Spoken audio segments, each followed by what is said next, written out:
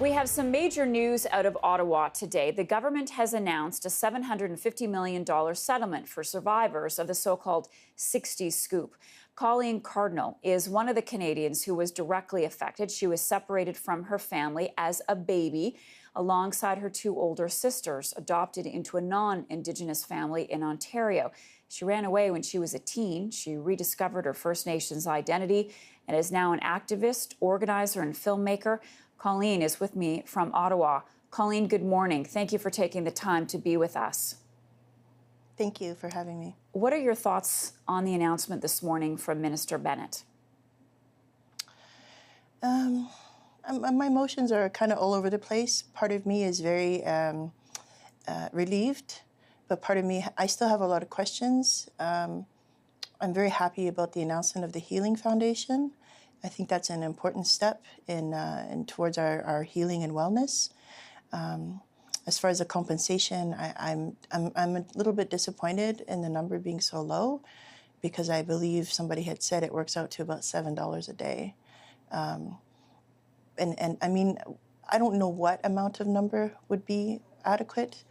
You can't buy back culture and wellness, but I would like to think that the crimes that have been committed against Indigenous children is worth a little bit more. I know it's painful. Can you share your story? What happened to you? Well, I was taken as a baby. I was born in November '72, and I was taken along with my sisters in December '72. We went through 2 or 3 foster homes out west, and then we were adopted to a non-Indigenous family in Sault Ste. Marie, Ontario. Our childhood was, I mean, we were brought into a upper middle class white home.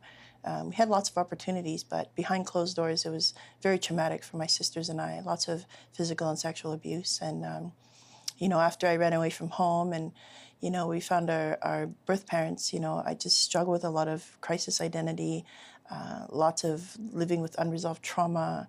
Right up until, 2011, I was still, struggling with crisis identity. How old were you when you were made aware of the fact that you weren't living with your biological family? Yes, your sisters were there, but you weren't with your biological parents, and you started to understand what had happened, that you had been plucked away from your family, from your culture, from your language? I think I became aware that my parents weren't my parents, maybe in my pre-teens, and then in my teenage years was when I finally understood that I was Native, and it wasn't a happy occasion for me. There was a lot of derogatory stereotypes that went along with being an Indigenous person back then. I was not proud. I was actually I spent probably most of my life trying to be white so I could fit in, and that's a long time. That's like 30 years of my life trying to be a white person so that people accepted me. Yeah, trying to be something you're not. When you started your organization, were you surprised by how many people reached out to you? Not at all. I believed at that time when I first started my healing that I was the only one. I didn't find out about the Sixties Scoop until 2002 through college, through higher education. I didn't even know about residential schools. So I believed that my sisters and I were unique and that we were the only ones that were adopted by white people. So when I found out there was over 20,000 other people out there like me, I wanted to find them.